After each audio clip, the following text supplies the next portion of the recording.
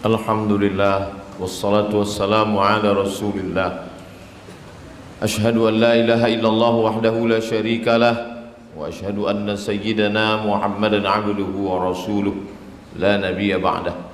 Allahumma salli ala sayyidina Muhammadin an-nabiyil ummi wa ala alihi wa sahbihi wa barik wa sallim.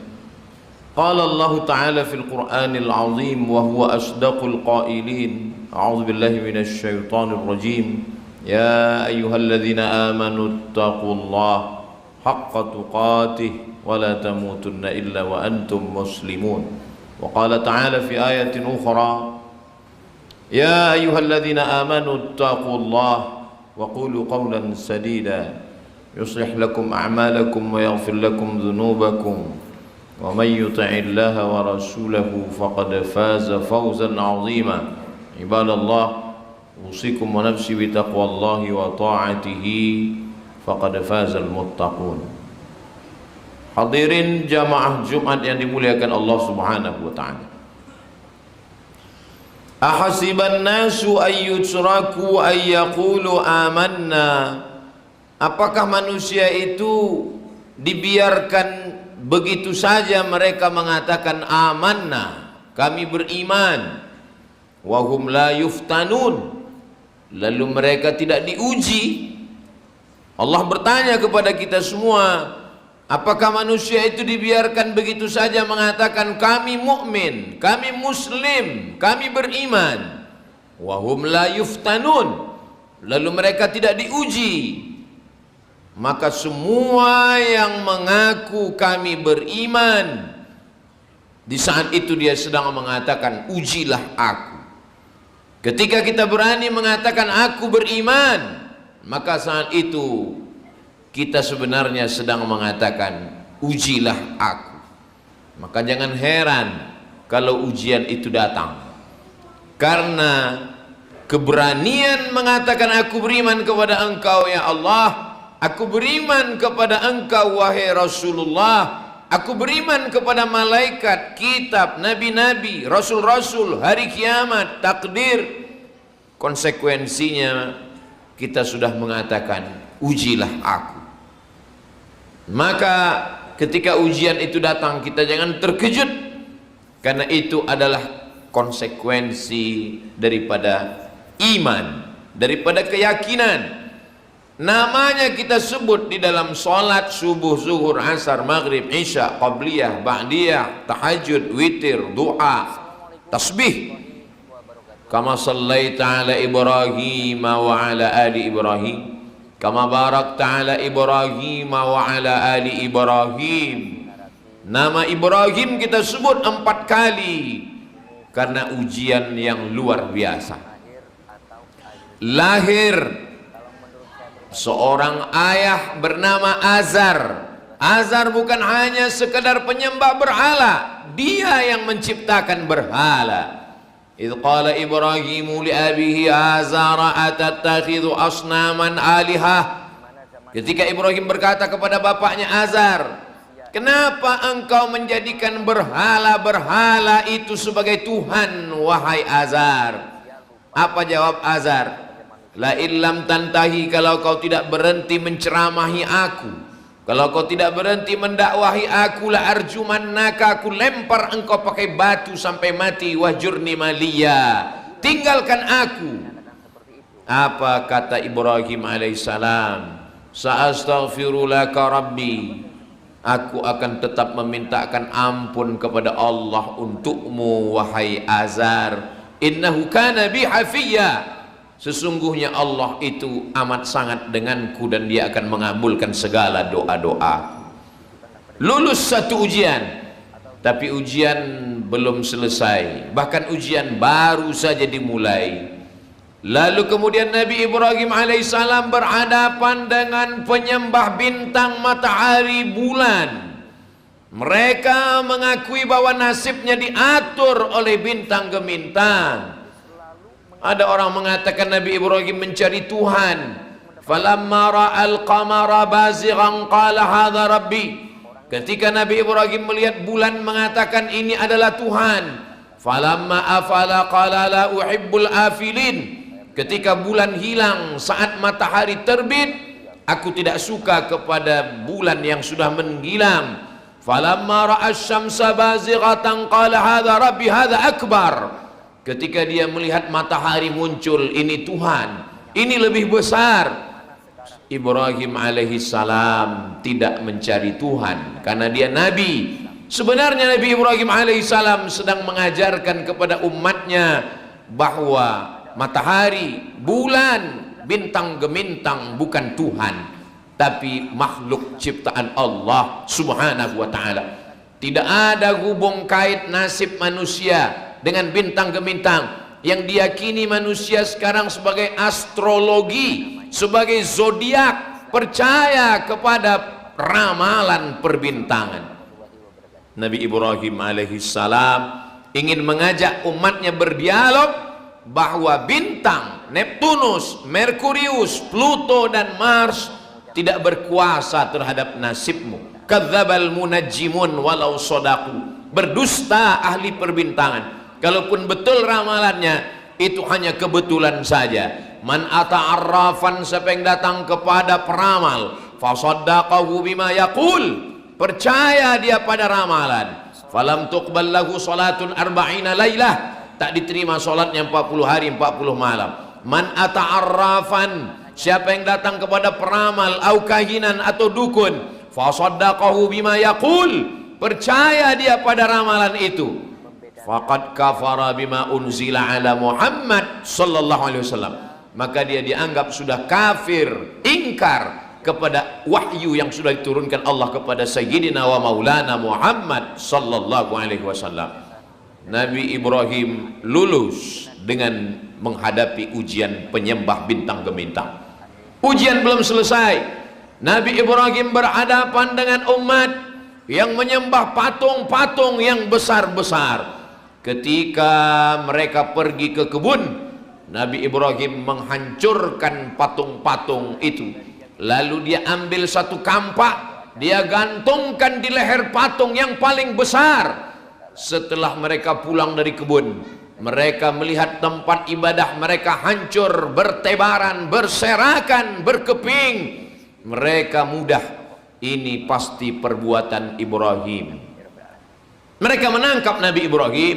Mereka berkata, a anta fa'alta hadza bi alihatina ya Ibrahim, apakah engkau yang sudah melakukan ini wahai Ibrahim? Engkau sudah menghancurkan Tuhan-Tuhan kami. Nabi Ibrahim menunjuk patung yang paling besar. Bal fa'alahu kabiruhum hadza, yang melakukan ini adalah patung yang paling besar. Fas'aluhum in kanu yantiqun, tanyalah patung-patung itu kalau mereka mampu berbicara. Nabi Ibrahim ingin mengajak akal, fikiran, otak masyarakatnya. Kalau melindungi dirinya saja tidak mampu, apalagi melindungi kalian. Tapi yang namanya manusia, kalau dia kalah dengan argumentasi, kalah dengan otak, dia akan gunakan ototnya. Mereka menganiayanya, berhadapan bukan dengan masyarakat, berhadapan bukan dengan pemimpin yang biasa, berhadapan dengan orang yang berkuasa 400 tahun lamanya.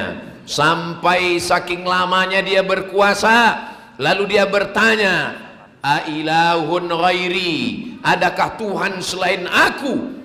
Dia tidak hanya menyembah berhala, tapi pada akhirnya dialah yang memberhalakan dirinya dan berkata, adakah Tuhan selain aku? Namanya Namruz. Lalu kemudian apa kata dia? Harriquhu, bakarlah Ibrahim alaihissalam. Mereka membakar Nabi Ibrahim. Mereka mengumpulkan kayu-kayu, mereka menghidupkan api unggun, mereka lemparkan Nabi Ibrahim ke dalam api unggun. Di saat itu terjadilah mukjizat. Apa kata Allah Subhanahu wa taala? Ya nar, wahai api, kuni bardan, jadilah engkau sejuk. Andai ayat itu hanya sampai sejuk, maka bekulah Nabi Ibrahim. Tapi apa kata Allah? Ya nar, wahai api, kuni bardan, jadilah engkau sejuk, wasalaman, dan engkau selamat ala Ibrahim. Nabi Ibrahim keluar dari api yang berkobar itu dengan selamat. Hukum api berubah, yang membakar menjadi tidak terbakar, yang membakar menjadi tidak membakar. Tak ada yang sulit bagi Allah. Innama amruhu idza arada syai'an ayyaqula lahu kun fayakun. Ujian belum selesai. Ujian terus berlanjut selama hayat di kandung badan, selama jantung masih berdetak, selama nafas masih berhembus. Ujian tidak pernah selesai. Nabi Ibrahim menikah dengan Sarah. Sarah tidak mempunyai anak, sampai-sampai mereka menuduh Sarah perempuan yang mandul. Ibrahim tidak akan mungkin punya anak. Ibrahim menikah dengan Hajar. Apa yang terjadi? Imam Abul Fida Ismail Ibnu Katsir dalam kitab Tafsir Al-Quranil Azim menyebutkan, saat Nabi Ibrahim sudah berdoa, Rabbi habli minas salihin, Rabbi habli minas salihin, Rabbi habli minas salihin, umur 86 tahun. Takdir itu baru berkata setelah 86 tahun, Isma, dengarkanlah, Isma, kabulkanlah, Isma, perkenankanlah, Tuhan, Ismail, perkenankanlah wahai Tuhan. Akhirnya anak itu lahir, diberi nama Ismail. Istajib ya Allah, kabulkanlah ya Allah. Akhirnya Nabi Ibrahim punya anak sesudah berumur 86 tahun. Apa yang terjadi setelah itu? Ternyata istri yang sudah divonis masyarakat mandul tidak akan mungkin punya anak, sudah tua renta, rambut sudah memutih, kaki sudah lemah, tulang-tulang sudah tidak berdaya. Rupanya takdir Allah berkata, Sarah mampu punya anak. Dan ketika itu umur Ismail alaihi salam 13 tahun. Maka umur Nabi Ibrahim 99 tahun. Lahir lagi seorang anak. Allah cuma ingin berkata kepada manusia, yang kau katakan tidak bisa, kata Allah. Yang kau katakan bisa, tidak, kata Allah. Selesaikah ujian? Belum. Allah ingin menguji Ibrahim alaihi salam. Anak ini mesti diantarkan ke tempat yang jauh. Nabi Ibrahim masih tetap dalam ujian. Ujian menghadapi pemimpin yang zalim, sudah. Ujian menghadapi ayah, sudah. Ujian menghadapi penyembah berhala, sudah. Ujian menghadapi penyembah bintang gemintang, sudah. Sekarang dimainkan dengan ujian perasaan. Perasaan istri Sarah, Hajar, sudah. Perasaan jauh dari anak, dia mesti jauh. Nabi Ibrahim alaihissalam membawa anak itu ke tempat yang kering kerontang. Jangankan tanaman, lumut pun tidak ada. Apa kata Nabi Ibrahim saat melihat anaknya jauh dari pelupuk mata? Askantu min zurriyati, aku tinggalkan anakku, buah hatiku, belayan jiwaku, biwadin ghairi dhi zar'in, di sebuah lembah yang tak ada tanam-tanaman, inda baitikal muharram, di samping rumahmu yang mulia ya Allah. Nabi Ibrahim kembali ke Palestina, sementara Hajar dengan Ismail tinggal di lembah yang amat sangat panas itu. Air sudah mengering, tidak ada minuman. Ujian tidak hanya datang kepada Ibrahim alaihissalam, ujian itu datang kepada anak bayi yang tidak berdosa. Apa dosa Ismail? Apa salah Ismail? Ismail bayi, belum akil balik, dia kehausan. Tapi Hajar bukan wanita lemah. Hajar bukan orang yang berpangku tangan. Hajar melangkah ke bukit Sofa, tidak ada air. Ke bukit Marwah, tidak ada air. 500 meter dia pergi berjalan. Ternyata air itu bukan datang dari tumit kaki yang berjalan. Air tidak keluar dari tumit kaki yang melangkah. Air tidak memancar dari tumit kaki yang berlari. Air itu keluar dari tumit kaki bayi yang belum bisa berdiri. Di saat Hajar sudah kembali dari bukit Safa, dia kembali dari bukit Marwah, dia lihat air keluar dari tumit anaknya Ismail alaihissalam. Apa kata Hajar? Zamzam, zamzam, berkumpullah wahai air, berkumpullah wahai air. Allah ingin mengajarkan kepada kita, jangan sangka ujian itu hanya datang pada orang yang dewasa. Anak kecil pun diuji. Jangan katakan ujian itu datang pada laki-laki yang gagah perkasa. Perempuan yang lemah pun diuji. Padahal suaminya Nabi, padahal anaknya Nabi. Dia tidak mengenadahkan tangan ke atas langit. Hajar tidak meneteskan air mata. Dia berjalan, dia berusaha, dia berlari. Walaupun air itu tidak ada di Bukit Sofa, air itu tidak ada di Bukit Marwah, air itu ada di tumit anak kaki kecil yang belum pandai berjalan. Selesaikah ujian? Belum. Ujian masih terus. Falamma balagha ma'ahu sa'ya, ketika sudah sampai usia remaja, Nabi Ibrahim bermimpi. Ya bunayya, wahai anakku, wahai kesayanganku, inni ara fil manam, aku lihat dalam mimpiku, anni azba'uka, aku menyembelih lehermu, fanzur madza tara, apa pendapatmu wahai anakku. Sekarang di waktu yang sama, dua manusia sedang diuji. Ayahnya bernama Ibrahim, anaknya bernama Ismail, istrinya bernama Hajar. Hajar yang mengandung, Hajar yang melahirkan, Hajar yang menyusukan, Hajar yang membesarkan. Tapi ujian ini akan terus datang silih berganti. Ketika Nabi Ibrahim alaihissalam sudah membawa anaknya ke atas bukit Jabal Qurban, watallahu lil jabin, pisau itu sudah terasa dinginnya, sejuknya di kulit leher Ismail. Fafadainahu bidzibhin azim, kami menebus dengan sembelihan yang besar. Ibrahim, Ismail, Sarah, Hajar, Ishak bukan hanya seorang yang lulus ujian, tapi keluarga yang lulus ujian. Itulah kenapa nama mereka kita sebut kama sallaita ala Ibrahim wa ala ali keluarga Ibrahim, kama barakta ala sayyidina Ibrahim wa ala ali sayyidina Ibrahim. Episode Ibrahim sudah selesai, tapi ujian kehidupan belum. Lahir pelanjutnya, Musa alaihissalam. Musa tidak dilahirkan di permadani empuk. Musa tidak berada dalam selimut sutra, belum lagi lahir ke atas dunia. Seorang raja angkuh, sombong, sedang mencari-cari anak kecil yang dilihat dalam mimpi bahwa akan ada anak yang merampas kekuasaan kerajaannya. Karena Fir'aun bermimpi, dalam mimpinya dia melihat ada anak kecil yang menarik mahkotanya. Lalu dia kumpulkan dukun-dukun, penasehat-penasehat spiritualnya. Apa agaknya arti makna mimpi ini? Kata dukunnya berkata, ada anak kecil yang lahir tahun ini dan dia akan merampas kekuasaanmu. Semua anak-anak kecil yang dilahirkan di tepian sungai Nil disembelih. Yudhabbi'una abna'akum, dia menyembelih anak-anak laki-laki. Wa yastahnuna nisa'akum, anak perempuan dibiarkan hidup karena bukan ancaman. Apa salah anak kecil? Anak kecil yang tak berdosa, anak kecil yang tak tahu apa-apa, anak kecil yang tidak bisa berbicara, tapi mereka disembelih oleh penguasa yang zalim. Apa kata ibu Nabi Musa alaihissalam?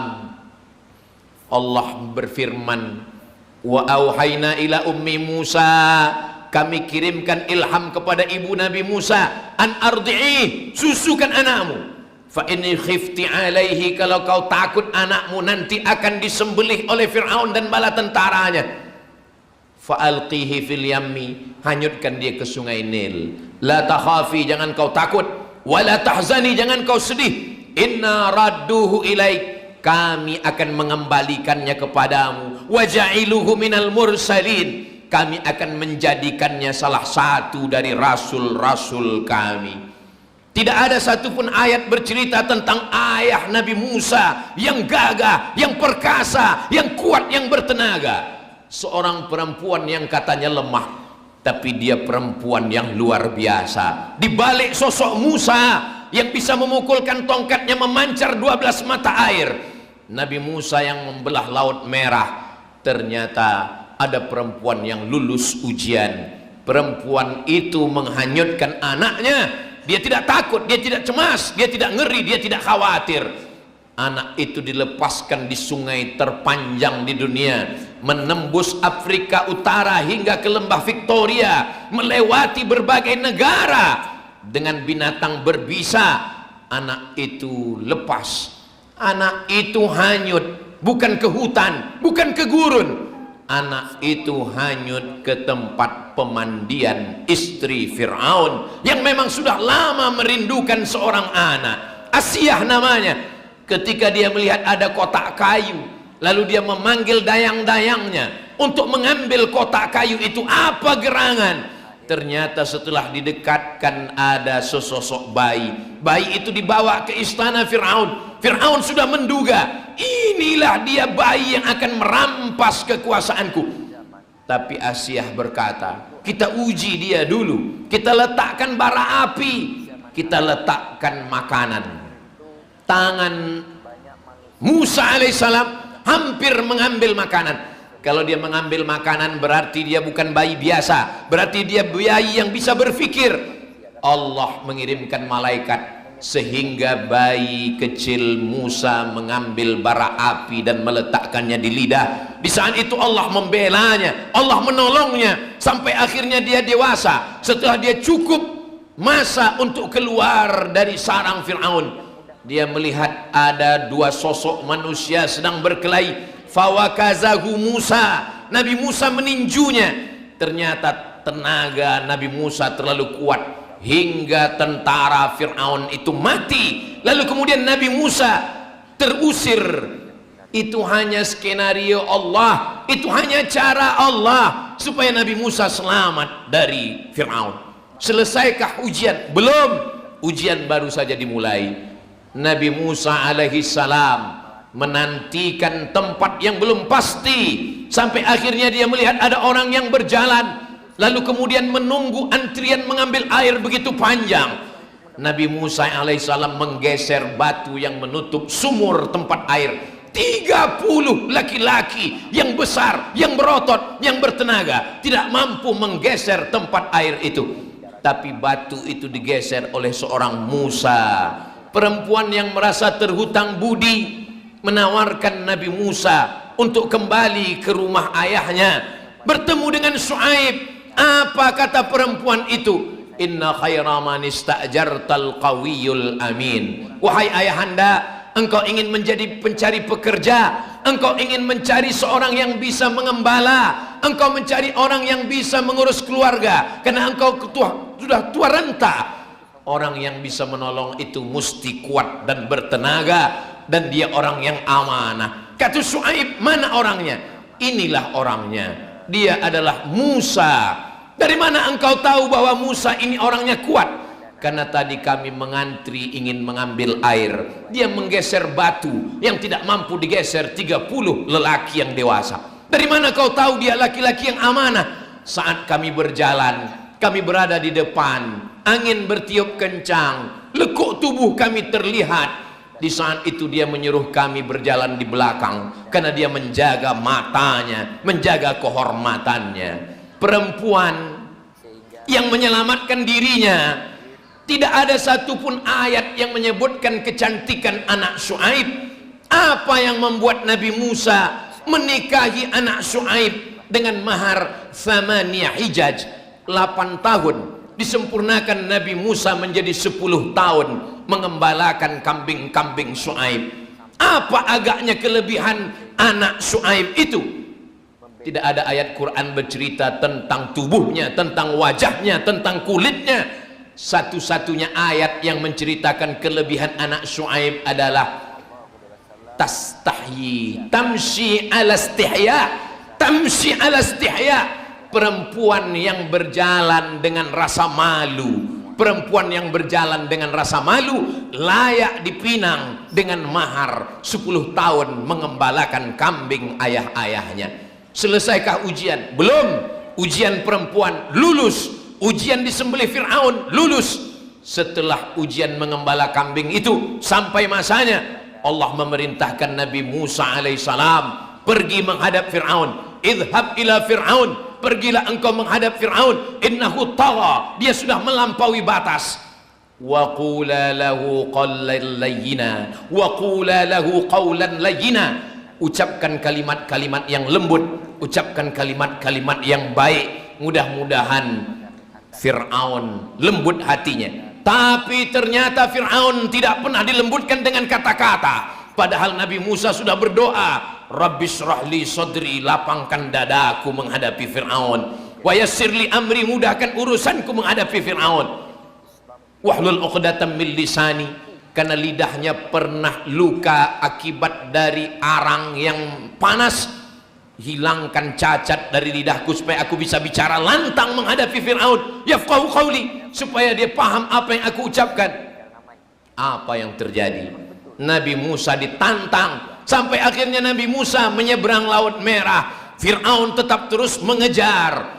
Allah subhanahu wa ta'ala menunjukkan kuasanya. Nabi Musa memukulkan tongkatnya sampai air Laut Merah itu kataudil azim, seperti gunung yang besar. Sampai akhirnya Nabi Musa menyelamatkan. Berapa orang yang dibawa Nabi Musa menyeberang Laut Merah menuju dataran Sinai?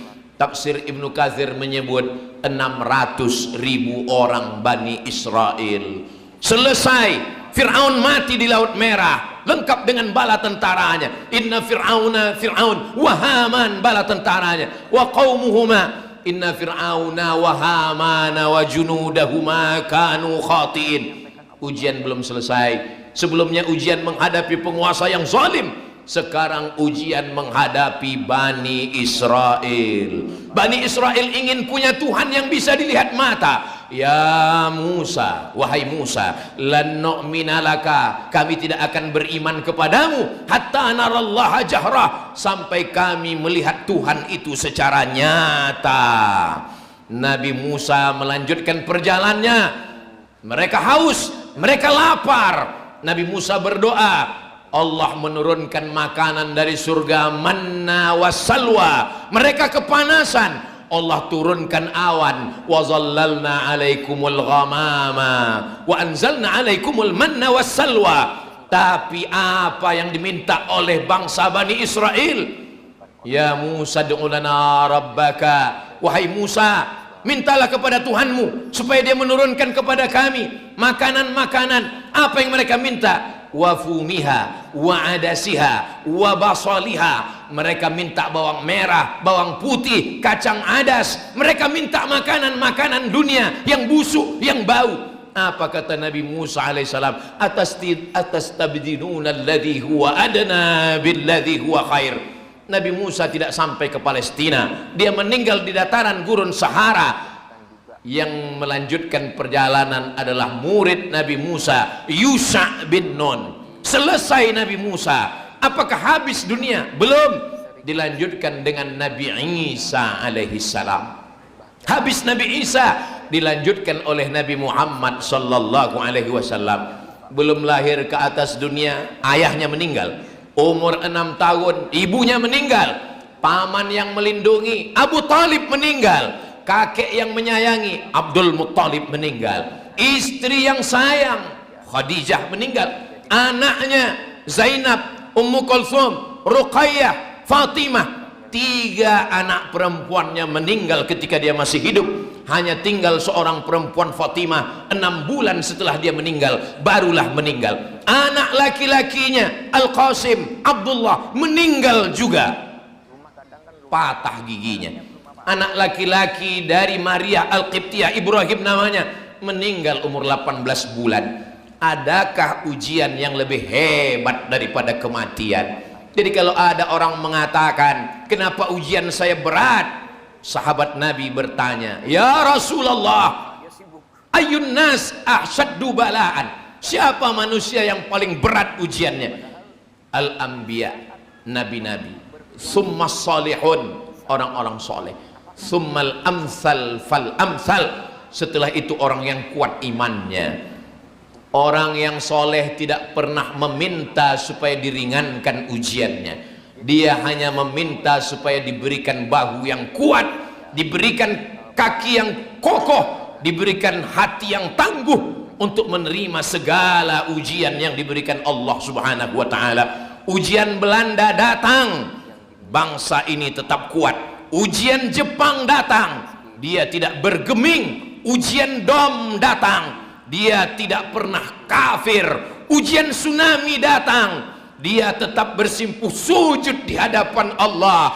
air laut naik ke darat, dia kuat.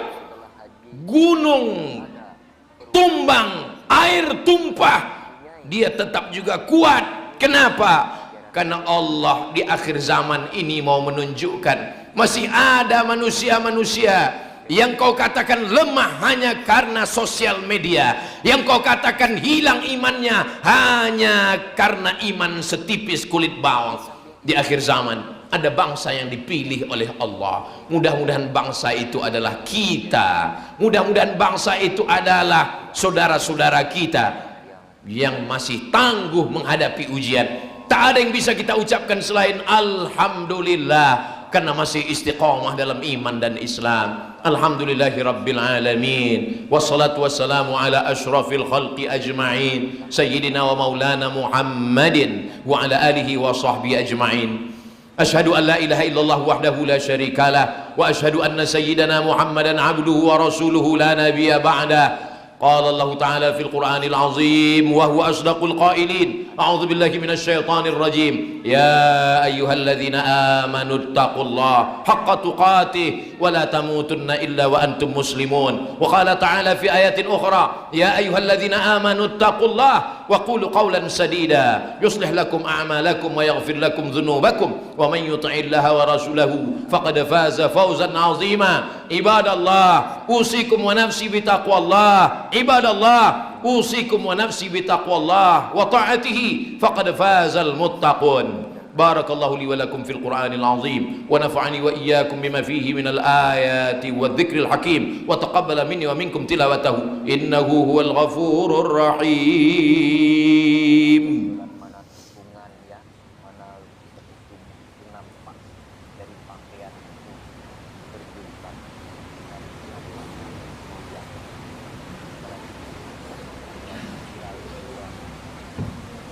Alhamdulillahilladzi bini'matihi tatimmus shalihat, wassalatu wassalamu ala sayyidis sadat wa ala alihi wa ashabihi ahlil fadaili wal karamat.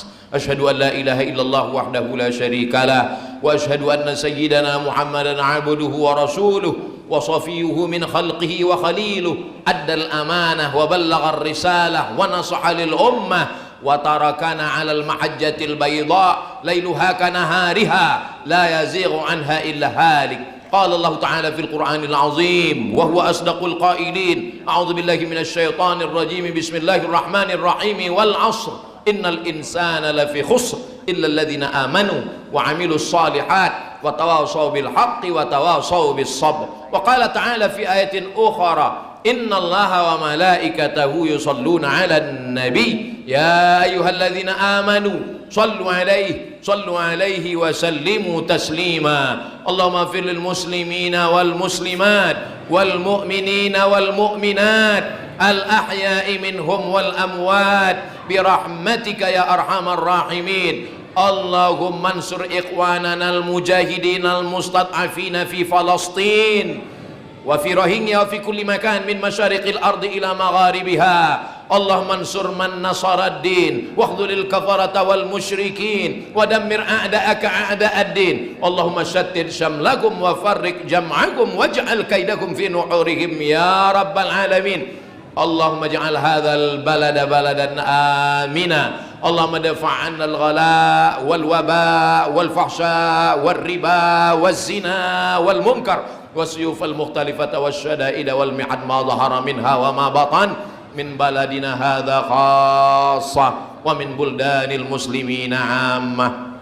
اللهم اجعل إخواننا المصابين بالصابرين، اللهم اجعل إخواننا المصابين من الصابرين الذين إذا أصابتهم مصيبة قالوا إنا لله وإنا إليه راجعون أولئك عليهم صلوات من ربهم ورحمة وأولئك هم المهتدون. عباد الله أوصيكم ونفسي بتقوى الله وطاعته فقد فاز المتقون. إن الله يأمر بالعدل والإحسان وإيتاء ذي القربى وينهى عن الفحشاء والمنكر والبغي يعظكم لعلكم تذكرون. فاذكروا الله العظيم يذكركم واسألوه من فضله يعطكم ولذكر الله أكبر والله يعلم ما تصنعون. أقم الصلاة.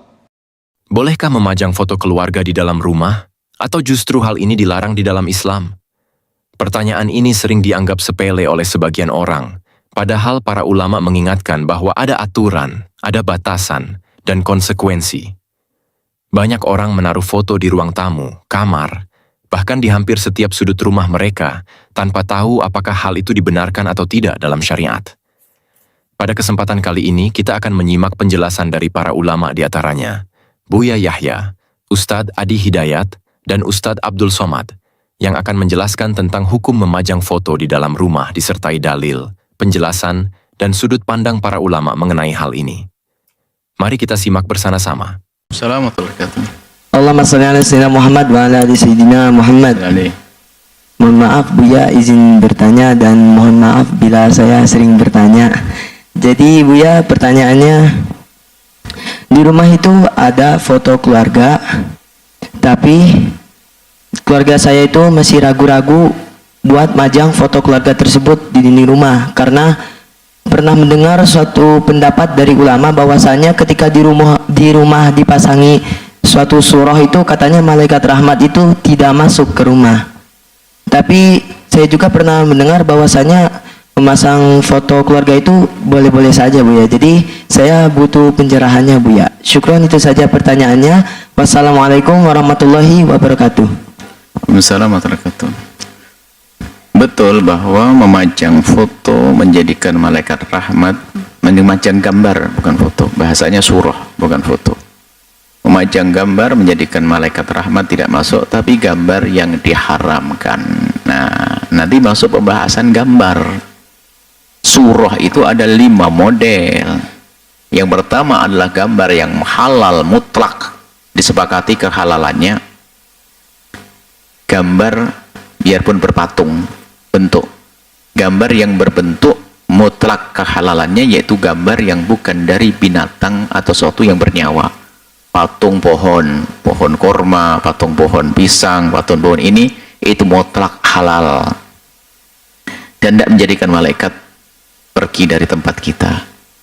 Yang kedua adalah gambar yang mutlak haram, nggak bisa ditawar lagi, yaitu gambar dari sesuatu yang bernyawa, yang berbentuk, bahasa lain patung dan sejenisnya. Nah ini itulah yang menjadikan malaikat rahmat tidak masuk ke rumah kita, yang haram mutlak tadi. Kemudian yang kedua adalah, yang ketiga, khilaf di antara para a'immah, yaitu gambar dari sesuatu yang bernyawa tapi tidak berbentuk, lukisan burung onta, lukisan onta dan sebagainya, lukisan dari sesuatu yang bernyawa. Ini khilaf para a'immah. Kebanyakan mengatakan tidak haram karena selagi tidak berbentuk, seandainya ditiupkan roh nggak akan hidup. Gambarannya seperti itu, maksudnya selagi tidak berbentuk. Biarpun dalam hal ini ada ulama yang mengharamkan, kita hargai yang mengharamkan, khususnya kalau salah ulama dari India itu sebagian dari mereka keras dalam hal ini. Tentunya ada sebab kenapa mereka keras, karena agama di sana kan agama dari Hindu dan Buddha yang mereka punya sesembahan yang berbeda, dan kita tidak boleh mencaci dan mengolok. Akan tapi ada, dulu kita pernah punya kenalan dan sahabat seorang dosen, seorang guru, dan mereka punya agama Hindu, kan tidak mungkin bawa patung kemana-mana. Akan tapi mereka punya gambar patung, jadi foto patung, sehingga ibadahnya adalah menyembah gambar patung tersebut. Ini ceritanya kayak gambar. Nah, maka tidak heran jika masyarakat India segala urusan dengan gambar agak sedikit keras, dan itu ya kita perlu sanjung, itu ulama juga, tidak perlu kita menyalah-nyalahkan karena mereka punya latar belakang seperti itu. Nah, tapi kebanyakan ulama mengatakan selagi gambar itu tidak berbentuk, biarpun itu bernyawa, kebanyakan ulama mengatakan itu boleh, dengan catatan tentunya bukan gambarnya sesuatu yang diagungkan sebagai Tuhan oleh agama lain, atau bukan membuka aurat. Nanti lukisan yang membuka aurat nggak boleh juga, ini ada rambu-rambunya, dengan catatan. Tapi kalau gambar-gambar burung, gambar ini, maka selagi itu lukisan. Yang keempat adalah fotografer. Itu pun adalah boleh. Ini yang dimaksudkan fotografer itu. Maka ini adalah boleh, tentunya adalah di saat bukan ada aurat, yang membangkitkan syahwat dan seterusnya, maka fotografer adalah kebanyakan mengatakan itu boleh, nggak ada masalah. Tentunya adalah bukan membuka aurat, bukan yang menjadikan orang bangkit syahwat. Nah, kemudian setelah itu ada yang kelima adalah boleh gambar yang berbentuk, gambar berbentuk, gambar bernyawa tapi berbentuk, tapi untuk mainan anak kecil. Maka disinilah peluang memperkenankan boneka buat anak kecil. Kalau sudah gede haram boneka. Maka seorang suami ngasih hadiah istrinya boneka nggak boleh. Tapi kalau ngasih anak kecilnya boleh. Karena apa? Untuk tarbiyat, untuk mendidik anak kecil khususnya perempuan. Masa anak laki-lakinya suruh pakai boneka? Enggak, gendong boneka enggak kan? Biasanya anak perempuan gendong boneka untuk melatih kemandirian nanti di saat menjadi ibu-ibu. Maka untuk anak kecil boleh. Nah, kemudian yang ditanyakan, apakah boleh saya memajang foto keluarga di rumah? Ya, ini masuk pembahasan 5. Jenis fotonya kayak apa? Kalau patung ayahmu ini. Nah, baru nanti ada bab akhlak. Masalah kehormatan, masalahnya adik, kakak perempuanmu, ibundamu, masa dipajang rame-rame begitu ya. Ini adalah masalah akhlak. Masalah kemuliaan diri. Sehingga laki Anda jangan gampang memajang fotonya orang, biarpun wah ini kan boleh fikihnya memajang fotonya, dia akan marah. Kenapa? Dia punya cemburu, tidak ingin istrinya dipamerkan, tidak ingin anak putrinya dipamerkan. Ada sebagian orang yang punya kebiasaan mulia, tidak memajang anak perempuannya fotonya, tidak memajang istrinya. Ini adalah hak, kecuali di ruang dalam yang biasanya untuk keluarga saja, bukan dipajang di luar rumah. Nah, tinggal golongan kita ini golongan yang mana? Kalau golongan di keluarga kita adalah keluarga yang biasa-biasa, ya itu juga biasa. Akan tapi ada sebagian orang yang tidak mau dengan itu. Jangan dong, masa anak perempuanku aku pajang dilihat oleh banyak orang nanti. Wah, ini sah. Itu masalah kemuliaan keluarga. Maka alangkah baiknya foto keluarga tentunya jika itu ada anak perempuannya, istrinya, bukan dipajang yang bakal dilihat oleh semua orang. Mungkin di kamarnya untuk keindahan. Ada foto kenangan pengantin waktu umroh dan sebagainya, jangan dipajang di luar. Maka Anda sebagai wanita muslimah, coba foto Anda dipandang gede-gede di alun-alun sana, malu dong. Kok bisa? Nah, dan memang begitulah wanita, memang semakin wanita akan diberi oleh Allah rasa malu. Makanya kita jangan suka mengobrol perempuan kemuliaannya di dalam rasa malunya seperti itu. Tapi kalau ada di rumah seseorang memajang foto istrinya dan anaknya dengan catatan masih menutup aurat, ya kita tidak perlu keras-keras, nggak perlu keras, oh ini haram. Dan memang haraman tidak mudah. Untuk mengatakan haram itu harus ada judulnya dong, babnya. Kenapa dikatakan haram?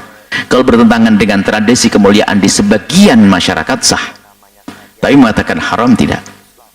Kalau bertentangan dengan tradisi kemuliaan, keluargamu keluarga bagaimana? Ini kalau memang masalah malaikat sudah jelas urusan malaikat tadi. Malaikat tidak akan masuk di patung gambar yang berbentuk yang mutlak keharamannya tadi. Ma huwa hukm at-tamathil was-suwar fi syariah al-islamiyah? Apa hakikat hukum daripada patung-patung dan gambar-gambar dalam syariat Islam? Sekarang kita tampilkan dulu teman-teman sekalian dalil-dalil yang melarang itu. Dalam konteks apa kemudian dilarang? Pertama, ada di kalangan para ulama nanti yang berpendapat keharaman mutlak. Saya tuliskan pendapat para ulama, haram mutlak. Ini yang berhati-hati. Haram mutlak. Ini periode dulu ya. Jadi apapun jenisnya, mau gambar apapun, sepanjang dari yang bernyawa, ada rohnya, bernyawa. Ingat, pembahasan kita ini pada gambar yang bernyawa, bukan selain ini. Jadi kalau Anda gambar misalnya pohon-pohon, kan, air, pemandangan, kan, itu nggak ada masalah. Itu sepakat semua ulama, itu nggak ada masalah. Yang jadi persoalan gambar-gambar dari yang bernyawa, manusia, hewan, ya, dan seterusnya. Nafas dengan ini. Itu pendapat pertama mengatakan ini haram mutlak. Apa dalilnya? Di kalau melukis ingat saya katakan nih mulai dari pendapat ulama dahulu ya, yang konvensional, yang terdahulu, yang belum ada pada masa itu fotografi, ingat, yang belum ada pada masa itu handphone, yang belum ada pada itu kebutuhan KTP, paspor dan sebagainya. Jadi mereka memandang ini haram mutlak, nggak boleh orang gambar-gambar sesuatu. Ya, apa kemudian dalil-dalilnya? Pertama, mari kita turunkan An-Nassul awal, dalil yang pertama, ma rawahul Bukhari wa Muslim an Aisyah radhiyallahu taala anha an Rasulillah sallallahu alaihi wasallam annahu qala. Diriwayatkan oleh Al-Bukhari dan Muslim, sahih keduanya. Dari Sayyidah Aisyah, semoga Allah meridai kepada beliau, dari Nabi sallallahu alaihi wasallam bersabda, "Asyaddun nasi 'adzaban yaumal qiyamati alladhina yudahiuna bi khalqillah." Awas, orang-orang yang paling keras siksaannya, asyadd, paling keras siksaannya. Jadi kalau ada orang yang disiksa di neraka misalnya, mohon maaf, ini dipukulnya pakai tempat tisu, yang ini lebih keras lagi, pakai batu sekalian, digig, kan? Ada orang yang cuma dicelupkan ke neraka, cuma itu bukan cuma biasa, ya, cuma dengan segala sakit di dalamnya.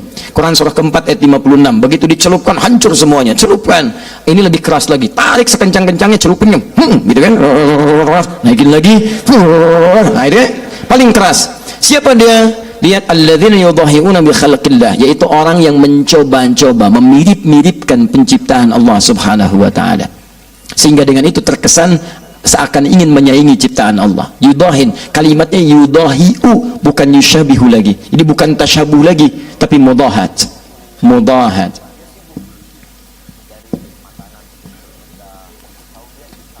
Jadi Nabi seakan memberikan gambaran, kebanyakan orang-orang yang melukis itu, ketika dia mulai melukis, ini ambil pendapat pertama ya, kata para ulama hadis ini yang pertama memberikan kesan bahwa kenapa muncul siksaan yang besar di sini, karena kecenderungan orang ketika membuat sesuatu yang bernyawa itu ingin membuat semirip mungkin. Lukis, ingin melihat wajahnya, begitu jadi, oh mirip ya, ada kekaguman di dalamnya. Ini yang paling berbahaya. Ketika muncul kekaguman pada sesuatu yang dibuatkan pada hal yang bernyawa, ini persoalannya bukan sekedar fikih, tapi ada nilai akidah di situ yang terkotori. Akidah mulai bahaya. Seakan-akan ada yang bisa membuat yang mirip seperti ciptaan Allah. Maka nanti kita akan lihat bagaimana hadis selanjutnya pada yang seperti ini. Bikin patung, kan? Ada madam lilin, madam batu, madam macam-macam tuh dibuat. Mirip. Anda sih sebagian orang belum paham, tiba-tiba foto di sampingnya, foto ceklik gitu kan? Tapi persoalannya ketika ada kekaguman, kedahsyatan ke situ, bahkan menghadirkan suasana tertentu, auranya seperti mendapati aslinya, seperti seakan-akan bersamanya. Bahkan kadang-kadang terjadi penipuan luar biasa. Ceklik sedang berfoto bersama Obama, misalkan, bisa, yang lain udah nggak ada. Bisa supaya kita menyebut kalimat yang berbeda. Mirip wajahnya dan dikesankan pada orang lain sedang berada bersamanya. Ya, sudah dosa kuadrat.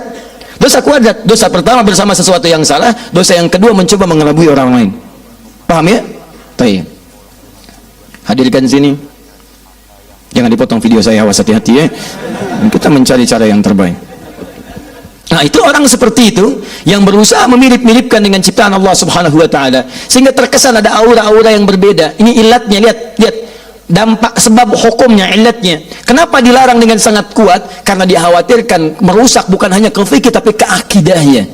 Ada sesuatu yang diturunkan, takut merasa ada sesuatu yang aura besar di situ, ada kemiripan. Maka yang seperti ini, lihat hadis selanjutnya. Rawal Bukhari wa Muslim wa ashabus sunan anna Nabi sallallahu alaihi wasallam qala, diriwayatkan tidak main-main. Di Al-Bukhari disebutkan, di Muslim disebutkan, di ashabus sunan, sunan, hadis-hadis. Kalau dalam ilmu hadis, sunan itu artinya kitab-kitab yang disusun isinya berdasarkan urutan fikih. Kitab hadis yang disusun berdasarkan urutan fikih. Ya, yang lainnya jami'. Jami' itu kitab hadis yang disusun berdasarkan urutan umum, semua pembahasan. Biasanya babul iman dulu, bab akidah, terusannya ibadah, muamalah dan seterusnya. Tapi kalau sunan, ingat beda antara sunan dalam istilah hadis, sunan dalam istilah usul fikih, sunan dalam istilah fikih, dan sunan dalam istilah sejarah, itu beda. Lain. Kalau disebutkan dalam istilah hadis, maksudnya kitab hadis yang disusun berdasar urutan fikih. Seakan-akan ini penulis kitab ini ingin mengatakan, jangankan di kitab hadis urusan akidah, di kitab hadis urusan fikih pun disebutkan celaan pada yang demikian. Apa yang dimaksudkan? Inna ashab hadhihi suwar yu'adzabuna yawmal qiyamati yuqalu lahum ahyu ma khalaqtum. Orang-orang yang membuat seperti ini dimirip-miripkan dengan ciptaan Allah sehingga terkesan orang lain mengaguminya dengan mengatakan mirip ya, bagus ya, seakan-akan ada ya, maka orang ini akan dipanggil di hari kiamat sebelum disiksa, kemudian diberikan oleh Allah penghinaan pada saat itu, dihinakan. Coba berikan nyawa tuh, ayo berikan nyawa, kamu pengen jadi saingan saya, ayo hidupkan, tiupkan roh kepadanya. Maka ketika dia tidak mampu dan memelas, maka dicelupkanlah ke neraka. Nih yang merasa jadi saingan saya, hancurkan. Begitu hancur, angkat kembali, hancurkan lagi, angkat kembali, hancurkan lagi. Dan dia tidak akan pernah keluar dari siksaannya. Tidak akan pernah keluar. Nah, ini yang pertama. Teruskan, an-nasu tsalits, nas yang ketiga, rawal Bukhari wa Muslim wa Ahmad, an-Abi Zur'ah, dari Abu Zur'ah qala, dakhaltu ma'a Abi Hurairah dar Marwan ibn al-Hakam, fara'a fiha tasawir wa hiya tubna, faqala sami'tu Rasulullah sallallahu alaihi wasallam yaqul, qala Allah azza wa jalla wa man azlamu mimman dhahaba yakhluqu khalqi. Tiba-tiba saya datang bersama sahabat Abu Hurairah. Kemudian saya mengunjungi rumah Marwan bin Hakam. Ketika mendapati di situ banyak gambar-gambar, bahkan ada yang tersusun dan membentuk satu bentuk-bentuk tertentu. Bubna, ada yang digambar, ada yang jadi patung-patung sebagian. Maka dibacakanlah hadis Nabi, hadisnya hadis qudsi. Wa man azlamu, yang tadi menyebutkan diazab, yang tadi menyebutkan dihinakan, yang ini disebut manusia paling zalim. Dan siapa orang yang paling zalim dibandingkan orang yang berusaha membuat ciptaan, ingin menyaingi ciptaanku. Tapi belum selesai. Falyakhluqu dzarratan falyakhluqu habbatan aw falyakhluqu sya'iratan. Kalau mau dibikin, bikinlah yang tidak bernyawa. Silahkan bikin misalnya gambar-gambar patung-patung, bisa kemudian dari biji-biji jagung, bisa kemudian dari biji-biji tumbuhan yang lain ataupun gandum dan sebagainya. Jadi gambaran hadis-hadis ini banyak hadisnya. Saya berikan contoh sebagai dalil dari kelompok yang pertama, teman-teman sekalian, bahwa untuk kehati-hatian pada gambaran-gambaran yang bernyawa, kelompok ulama pertama memilih untuk hati-hati dan mengharamkan secara mutlak. Mereka khawatir kalau bikin seperti ini, memang awalnya bikin biasa, tapi dikhawatirkan ketika jadi atau ketika membuat itu ada perasaan mirip juga ya dengan aslinya. Begitu ada perasaan itu, maka disitulah mulai terganggu keyakinan kita kepada Allah. Begitu orang lain mengagumi dengan berlebihan, di situ mulai ada gangguan dalam akidah. Maka ulama pertama berpendapat ini haram mutlak pada yang bernyawa. Ingat satu, tapi mereka kecualikan ini dari kasus yang terjadi di zaman Nabi SAW. Kecuali dua hal. Kecuali satu, hal yang melekat pada perangkat mainan anak-anak. Jadi kalau anak mainan anak-anak tidak ada masalah, sebab nilainya bukan pengaguman, nilainya buat main-mainan. Sayyidah Aisyah punya mainan, teman-temannya punya main-mainan, dan tidak pernah dinafikan oleh Nabi SAW. Illa lu'batul banat, kecuali mainan anak-anak. Jadi kalau ibu ingin memberikan anak-anak misalnya mainan-mainan Hello Kitty, ya itu nggak ada masalah. Ya, nggak ada masalah. Bawa Hello Kitty, kita ke rumah. Nah, ada Hello Kitty. Nah, ya. Nah, Anda yang mau mengaji tiba-tiba datang, haram ya? Oh, tidak. Nas yang kedua mengatakan illa lu'batul banat, kecuali mainan bagi anak-anak. Boleh, tidak ada masalah. Ini ada Doraemon, bawa kan? Ini mainan panda, bawa, itu nggak ada masalah. Mainan anak-anak. Baik ya, kecuali misalnya orang tua yang kekanak-kanakan, ya. Sudah 70 tahun masih pakai boneka. Tak ninung, itu salah. Nah, misalnya. Jelas ya, ini lu'batul banat, itu mainan anak-anak. Mainan anak sama perangkat mengajari anak. Anak menggambar misalnya macam itu tidak ada masalah. Gambar bikin ini, bikin itu, ada kelas menggambar di sekolah, tidak ada masalah. Karena memang untuk anak-anak mendekatkan pada dunia dia, ada tasawur, ya, deskripsi bagi dia untuk memahami lewat permainan. Karena anak-anak belum ngerti ya, dia belum balik. Bagaimana mau menyekutukan Allah, balik aja belum? Belum balik, dia belum ngerti. Salat aja belum wajib, puasa aja tidak. Jadi kalau ada anak-anak belum balik, ibu jangan memaksanya, tapi mengajarkannya dalam kemuliaan. Paham ya? Ini mau puasa sebentar lagi, ada anak belum balik, latihan dia pelan-pelan. Kalau zuhur buka, apresiasi. Aduh, adik pintar. Ayah dulu nggak seperti adik. Adik zuhur, ayah dulu jam 10 bukanya. Bu, misal gitu kan, angkat dia, ayo lawan lagi ya kakak, pelan sampai dengan asar. Besoknya asar, dia buka, adik pintar, masya Allah. Tuh mamah dulu. Zuhur lewat dikit udah buka, ada sampai asar. Besoknya maghrib jam 6, dia setengah 6 udah minta buka. Setengah 6, nggak apa-apa biar buka. Gak apa-apa, apresiasi lagi, dorong lagi. Deh, besok setengah jam lagi ya, karena dia belum balik, belum waktunya sampai pada keadaan dia. Metabolisme tubuhnya masih menyesuaikan. Jangan dipaksa. Dek berjuang, setengah jam lagi. Wah, Anda ketemu orang tua yang keterlaluan. Orang udah lapar didorong-dorong. Ya. Ayo dek, berjuang. Luar biasa. Ini satu ini.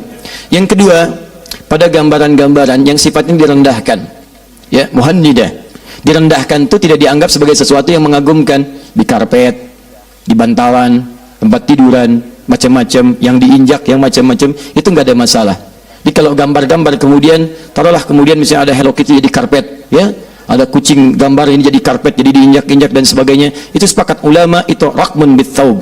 Rakmun bit-thaub itu artinya gambar-gambar yang ditenun pada kain-kain untuk direndahkan, jadi kain lap, kain ini macam-macam, sehingga tidak ada kesan persaingan dengan ciptaan Allah Subhanahu wa taala. Di sini ulama-ulama dulu sepakat dengan keadaan demikian. Ini tidak ada persoalan. Dari sini kemudian berkembanglah, masa berkembang, keadaan mulai berkembang. Teman-teman sekalian, dulu ini cuma mainan. Sekarang ada perangkat-perangkat yang digunakan untuk proses pendidikan. Bisa, mohon maaf, patung hukumnya haram, kecuali boneka barangkali untuk anak-anak kekinian sekarang. Tapi Ustaz, saya kan sedang belajar saya kedokteran, harus belajar tentang rangka, anatomi tubuh dan sebagainya. Kadang-kadang dibuat demikian, apa hukumnya? Pada yang demikian diambil illat maslahatnya, dikembalikan ke sini. Apa fokusnya? Sepanjang yang dimaksudkan bukan bagian dari untuk menyaingi ciptaan Allah, tapi digunakan pada hal-hal esensi yang lain yang sifatnya ada maslahat atau merendahkan sesuatu sehingga berbeda dengan ciptaan Allah, maka ini dibenarkan. Maka yang fakultas kedokteran tidak ada masalah, yang di biologi gak ada masalah. Ketika ada misalnya rangka-rangka tertentu dan seterusnya dibuat untuk menunjukkan bagian-bagian dalam tubuh ataupun juga penggalian-penggalian pada hewan, itu tidak ada masalah. Sekalipun sebagian ulama masih agak hati-hati, kalau bisa bentuknya jangan sesempurna mungkin. Misal bentuk wajah hilangkan sebagiannya, tutup misalnya kan, baik, sehingga tidak menyerupai betul. Ada sebagian yang masih berhati-hati, tapi dalam konteks kekinian kan gak bisa. Kita akan pelajari bentuk hidung, begitu ditunjuk hidungnya nggak ada, ini kan repot. Adik-adik, sekarang kita akan mulai ya belajar tentang mengenal hewan-hewan buas. Mari kita lihat, ibu ceritakan singa, seperti apa gambarnya bu? Haram, nggak bisa. Karena kita ingin menjelaskan bagaimana kemudian bentuknya, repot gitu kan kalau nggak ada. Unta, gimana itu unta bu? Kalau mau tahu ke padang pasir aja ke sana, bisa. Kasihkan gambarnya nih, begini, begini, begini, begini. Itu nggak ada masalah. Burung gambar sketsa gini, misalnya kan, inilah singa, kan? Paham ya? Baik. Yang kedua, turunan lagi misalnya. Baik, maaf, di kepolisian atau di militer dan sebagainya, dibutuhkan misalnya ahli sketsa untuk memastikan keadaan hukum. Begitu ada terjadi pencurian, dulu belum musim CCTV, bahkan sekarang masih berkembang keahlian ini. Maka datang, bagaimana saudara menurut anda, ciri-cirinya seperti apa? Begitu digambarkan ciri-ciri, dilukiskan begini. Apakah seperti ini? Bukan. Apakah seperti ini? Bukan. Apakah seperti ini? Mirip dikit. Apakah seperti ini? Mirip dikit. Ini mirip sekali. Oh iya, yang seperti itu. Mirip yang dimaksudkan bukan mirip ciptaan Allah, tapi untuk mirip menemukan pelaku dari unsur kejahatan. Yang ini boleh. Ayo saudara, siap. Saya lukiskan ya. Apakah seperti ini? Tidak. Apakah seperti ini? Tidak. Udah mirip seperti ini? Bukan. Kenapa bukan sama sekali? Haram pak. Wah, Masya Allah. Ini repot yang seperti ini. Jelas ya? Dia nggak ada kepastian hukum. Bagaimana anda bisa membantu proses kepastian hukum? Polisi kesusahan, sidang nggak terjadi-jadi dan sebagainya. Begitu di persidangan ditampakkan, apakah yang saudara maksud orang ini? Betul pak dia. Seperti gambar ini? Bukan pak. Kenapa menolak? Yang itu haram pak. Yang ini yang halal. Ada pencuri yang halal, ada gambar yang haram, ya? Itu yang repot. Nah, sampai sini dipahami? Baik, jadi bagian pertama, kalau yang dimaksudkan lukisan-lukisan, melukis makhluk bernyawa, ini kita nggak bicara tentang pemandangan, tentang pohon dan sebagainya. Maka ulama yang pertama, mereka berhati-hati mengatakan ini mutlak haram karena dikhawatirkan ada sesuatu gambaran terjadi dalam jiwa yang bisa merusak akidah, kecuali dengan 3 turunan tadi. Ada maslahat hukum. Yang kedua, jadi sebagai mainan-mainan yang biasa. Ataupun yang ketiga, sesuatu yang melekat untuk sifat yang hal-hal yang rendah, serbet misalnya, kemudian juga bantal yang ditiduri, kasur dan sebagainya. Sepanjang itu tidak menghadirkan hal-hal dengan sifat haram turunan. Sifat haram turunan itu misalnya, maaf, gambar-gambar yang tidak elok. Kalau itu halal dong, gambar misalnya di bantal karena tidak dimirip-miripkan. Tapi bantalnya gambar Madonna misalnya, nah itu nggak tepat juga, nggak boleh. Hal-hal yang sifatnya melahirkan turunan hukum baru itu yang dihilangkan. Saya ingin mimpi bisa main bola seperti Lionel Messi misalnya kan, bikin bantal Lionel Messi seakan-akan tidur bersama Messi, itu nggak boleh, haram hukumnya. Saya nggak mau pakai Messi, mainnya kalah 3-0, saya Ronaldo aja misalnya kan, yang golin saat di puncak misal gitu kan, itu nggak boleh karena ada suasana yang hadir kemudian yang tidak dibenarkan. Apa hukumnya memajang foto di dinding? Aliran pertama mengatakan foto itu sama dengan patung, maka siapa yang menempel foto di rumah sama dengan menyimpan patung. Innal malaikata, malaikat la tadkhulul buyut, tak masuk ke dalam rumah fiha tamasil, kalau dalam rumah itu ada patung. Yang tak masuk itu malaikat rahman, malaikat maut. Ini kelompok yang pertama. Kelompok yang kedua mengatakan yang disebut patung itu 3 dimensi. Kalau di senter ada bayangannya, di senter dia ada bayangan, itu baru patung. Nah, nampak ada bayangannya? Ada. Maka kalau ada gambar sini, gambar di senter, mana ada bayang? Yang dimaksud dengan patung itu berbentuk dia. Dalilnya adalah walladzi yusawwirukum fil arhami kaifa yasha. Ada hidungnya, ada matanya, ada telinganya, ada dagunya, ada bahunya, ada kakinya, berbentuk dia. Itu dalam patung. Saya condong pada pendapat yang kedua, bahwa foto bukan patung. Sudah saya bahas panjang lebar dalam buku saya, judulnya 37 masalah populer, bahwa foto bukan patung. Patung tak boleh, tapi foto kok boleh. Patung pun kalau tak lengkap boleh, misalnya sekerat setengah boleh. Ibu misalnya di rumah ada patung gajah, balik dari sini pecahkan belalainya. Di kamar ada patung burung merpati, di kepala burung itu ada burung, ada lampu, lengkap semuanya.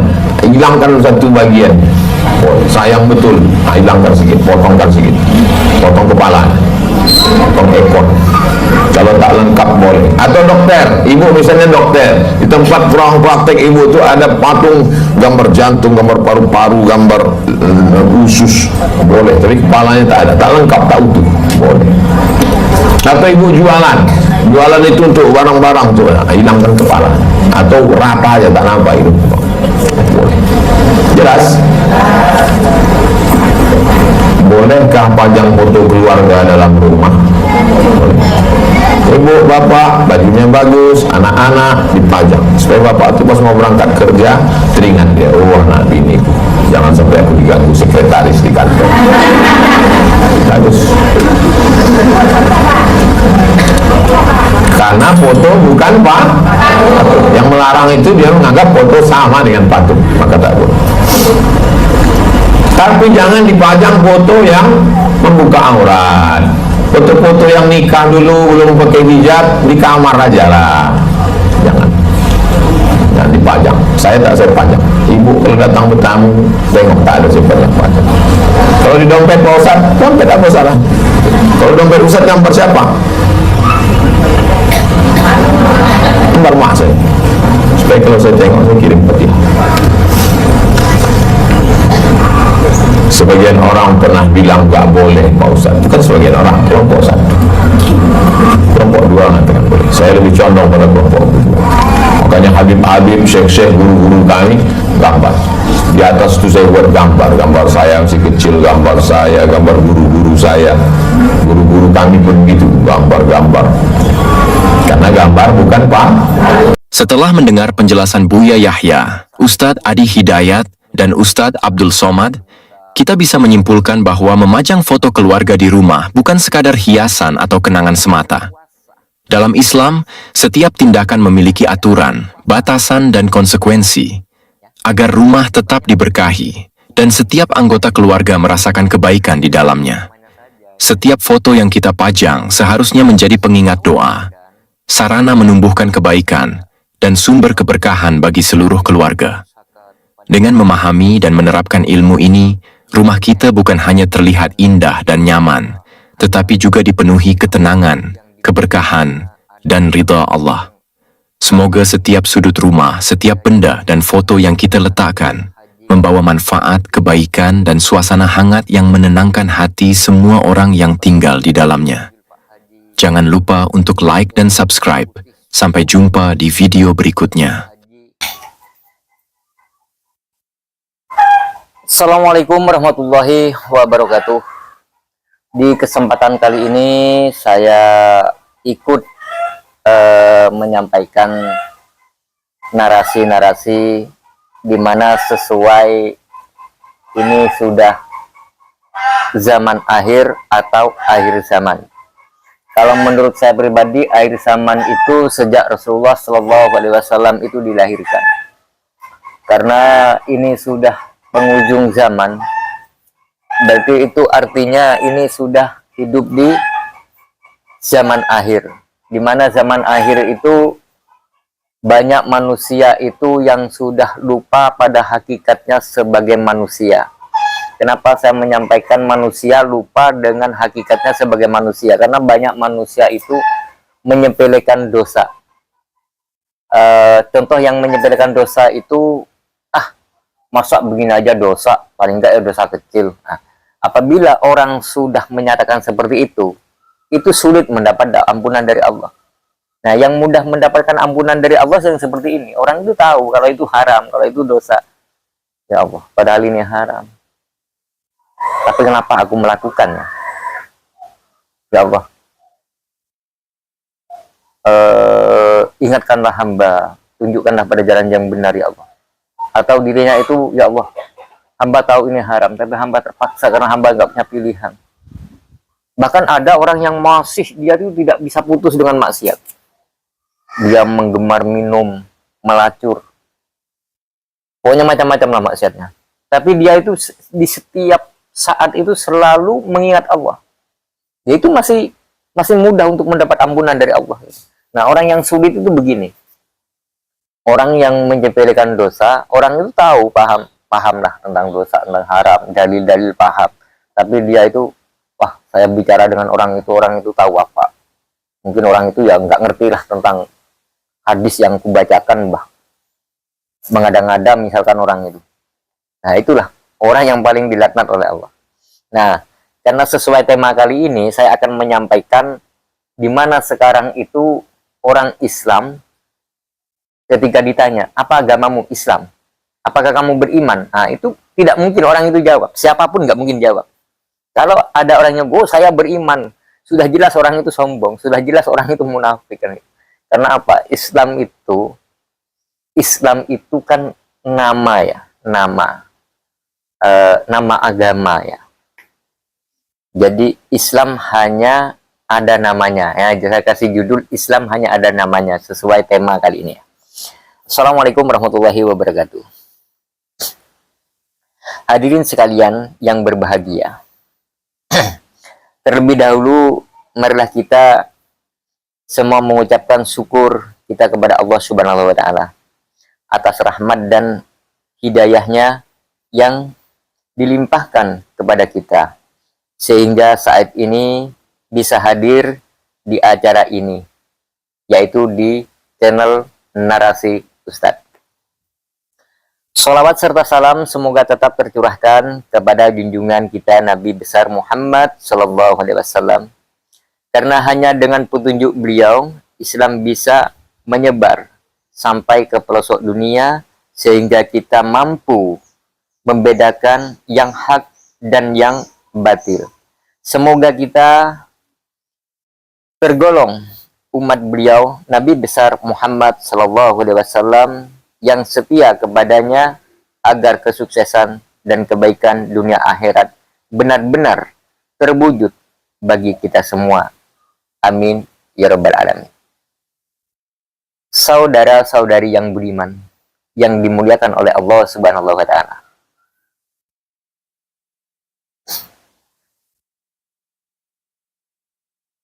Bagi saudara-saudari yang di luar sana, saya doakan semoga selalu dalam keadaan sehat walafiat dalam lindungan Allah Subhanahu wa taala, dan semoga banyak rezekinya, dan yang sakit semoga cepat diangkat penyakitnya oleh Allah Subhanahu wa taala. Dan bagi yang masih jauh rezekinya, semoga Allah mendekatkan rezekinya. Amin ya rabbal alamin. Di kesempatan kali ini sesuai dengan tema di atas, bahwa kami akan mencoba menguraikan tentang Islam tinggal namanya. Jadi Islam sekarang itu tinggal namanya ya. Islam itu agama, tapi dipecah menjadi ini, jadi aliran ini ya. Jadi Islam itu satu agama yang dipecah. Kan banyak sekarang aliran ini. Nah, Setelah orang itu ada di dalamnya aliran itu, dia merasa paling benar. Nah, itulah. Makanya saya memberi tema kali ini, Islam tinggal namanya. Memang betul bahwa kejadian di akhir zaman, Islam benar-benar tinggal namanya.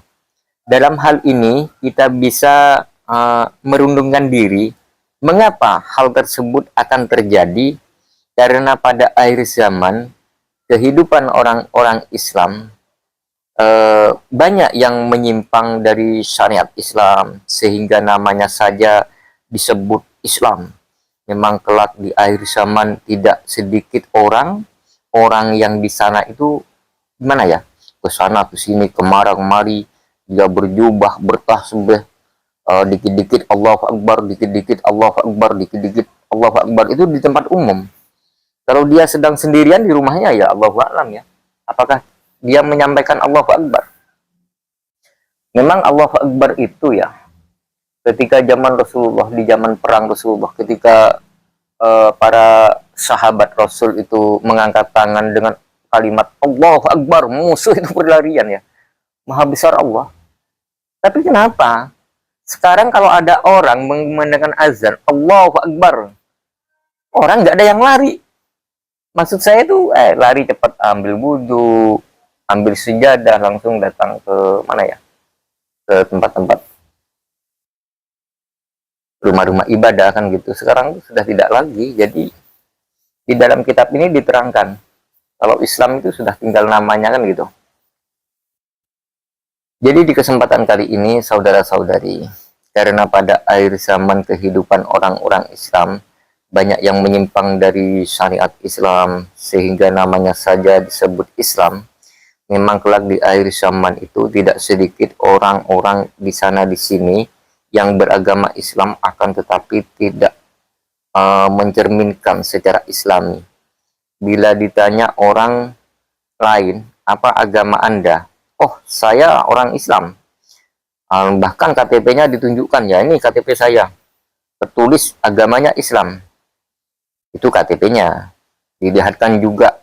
Tetapi sayangnya, sayang seribu sayang, salat wajib 5 kali sehari semalam sering absen, puasa Ramadan sering kosong, bahkan apa ya, di setiap dapat rezeki dia lupa untuk berzakat, apalagi sodako, zakat aja sudah lupa kan itu. Terus banyak sekarang di atas panggung itu yang bergembor-gembor, yang berbagi-bagi santunan atau apa, itu kan hanya di thumbnailnya saja kan gitu. Jadi di thumbnail itu memang beda dengan aslinya ya. Thumbnailnya misalkan itu warnanya hijau, di dalamnya hitam, atau di luarnya putih, di dalamnya hitam. Jadi thumbnail itu bisa menipu kita, Satu contoh, bangunan rumah. Rumah kadang kan luarnya bagus, dalamnya belum apa-apa, keramik aja belum, jadi luarnya dibagusin. Itu namanya thumbnail. Jadi dia kadang-kadang ya di waktu bulan puasa, ini kan sebentar lagi menjelang bulan puasa, dia itu waktu berbuka puasa dia sibuk mencari makanan untuk berbuka. Waktu sahur dia ikut sahur, padahal di saat waktu berpuasa setelah insaf, apakah dia akan berpuasa? Nah itu Allahu a'lam ya. Jadi banyak hukum-hukum Islam, makanya Islam itu hanya tinggal namanya saja ya.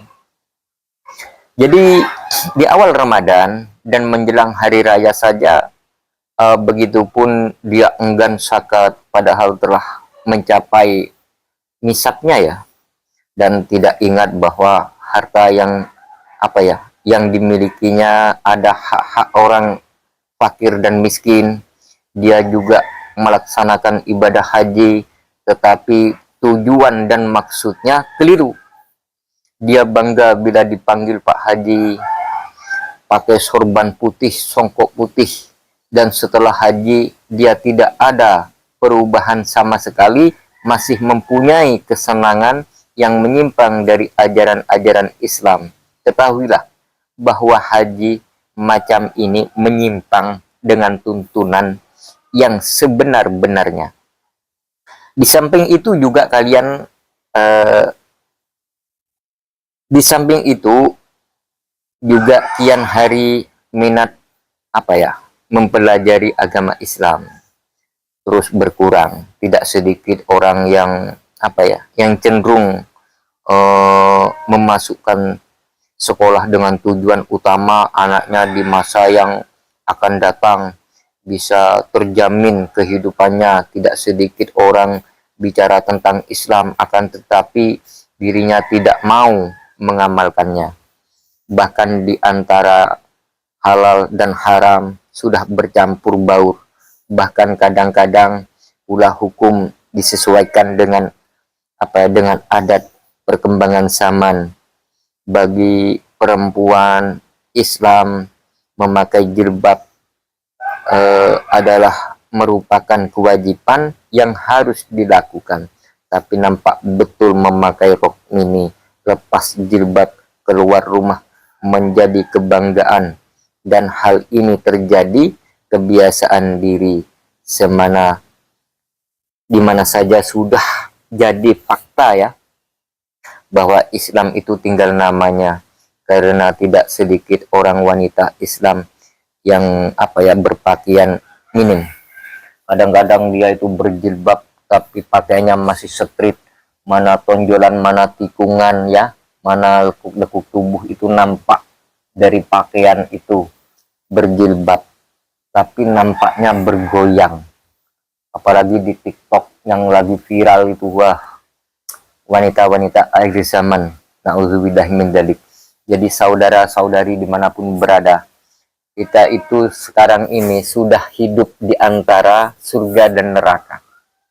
Kenapa demikian? Ya, karena hidup di zaman saat ini sudah banyak orang yang lalai. Dia merasa lebih baik daripada orang sekitarnya. Dia merasa lebih suci daripada orang sekitarnya. Maka itu disebut orang Islam tapi tidak beriman. Maka kalau orang beriman sudah jelas Islam. Orang beriman sudah jelas sholat. Tapi orang-orang sholat belum tentu beriman. Coba kita jangan munafik ya. Kita harus resapi sendiri. Karena di lingkungan saya itu ada sholat. Setelah turun dari sholat itu tetangganya yang dikata-katain. Itu tadi mukenanya baunya pesing. Nah, itu yang saya maksud, dia sholat tapi tidak beriman. Nah, disitulah letak manusia. Seperti apa orang yang beriman, seperti apa orang yang tidak beriman. Berarti sholat itu